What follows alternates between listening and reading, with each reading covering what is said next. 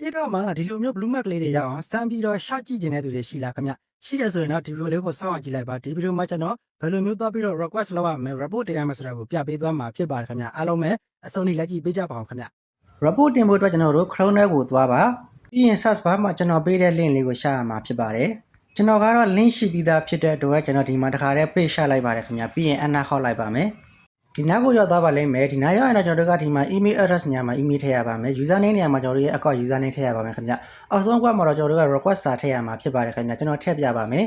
ဒီမှာဆိုကျွန်တော်ကအကုန်လုံးဒီတိုင်းလေးဖြည့်လိုက်ပါတယ်ခင်ဗျဒီမှာဆို Mac ကောင်ဖြည့်လိုက်ပါတယ်ဒီမှာရေးရမယ့်စာလေးကိုတော့ကျွန်တော် Telegram channel မှာရှာပေးထားပါတယ်စောစောက link ကိုလည်း Telegram channel မှာရှာပေးထားပါတယ်ခင်ဗျမိတ်ဆွေတို့ကျွန်တော်ရဲ့ Telegram channel မှာသွားပြီးတော့ယူနိုင်ပါတယ်ခင်ဗျအကုန်ရေးပြီးပြီဆိုရင်တော့ကျွန်တော်တို့ဒီမှာပုံထည့်ဖို့အတွက် upload ဆိုတာလေးကိုနှိပ်လိုက်ပါခင်ဗျ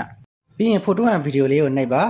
ဒီမှာဆိုရင်ကိုယ့်အကောင့်ပုံကိုထည့်ပါခင်ဗျဒီမှာကျွန်တော်တို့ကအကုန်လုံးပြည့်စုံသွားပြီအကုန်လုံးထည့်ပြီးသွားပြီဆိုရင်တော့ဒီမှာဒါလေးကိုအမှန်ကြီးပေးပြီးတော့ submit နှိပ်လိုက်ပါဒီလိုမျိုးသူက verify နေလာရင်လည်း verify ပေးလိုက်ပါခင်ဗျ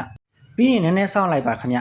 ဒီလိုမျိုးလေး request submit တက်ပေါ်ရင်တော့ကျွန်တော်တို့ရပါပြီခင်ဗျ okay နဲ့လိုက်အောင်ပါပဲဒါကတော့ကျွန်တော်တို့က blue mark short ဖို့အတွက် report တင်တာဖြစ်ပါတယ်ခင်ဗျဒါပေမဲ့ blue mark ကလူတိုင်းမရနိုင်ပါဘူးကျွန်တော်လည်းဘယ်လိုလာမလဲဆိုတာကိုစောင့်ကြည့်ရမှာဖြစ်ပါတယ်ခင်ဗျသူတို့ဘက်ကနေပြီးတော့ကျွန်တော်တို့ထည့်ခဲ့တဲ့ mail တွေကိုစပြမှာဖြစ်ပါတယ်နောက်ရမှာဘာစာပြမလဲဆိုတာကိုကျွန်တော်နောက်ရမှာပြပေးပါမယ်ခင်ဗျဒါကကျွန်တော်တို့ကလူတိုင်းတော့မရနိုင်ပါဘူး blue mark က TikTok မှာ blue mark ကလူတိုင်းမရနိုင်ပါဘူးခင်ဗျ public finger တွေဒီ atta တွေ extra တွေလောက်ပဲရနိုင်တာများပါတယ်ခင်ဗျဒီလိုမျိုးစမ်းကြည့်နေတယ်ဆိုရင်တော့ဒါမျိုးစမ်းကြည့်လို့ရတယ်ဆိုတဲ့ကိုကျွန်တော်ကပြပေးတာဖြစ်ပါတယ်ခင်ဗျကျွန်တော်လည်းသူတို့ဘာစာလာမလဲဆိုတာကိုစောင့်ကြည့်ပြီးရင်နောက်ရမှာကျွန်တော်ပြန်ပြောပေးပါမယ်ခင်ဗျအားလုံးကိုကျေးဇူးတင်ပါတယ်အကျိုးရှိတယ်ဆိုရင်တော့အပေါင်းလေးနဲ့အသက်လေးပဲကိုမလေးရေးပြီးတော့ share ပေးကြပါအောင်ခင်ဗျ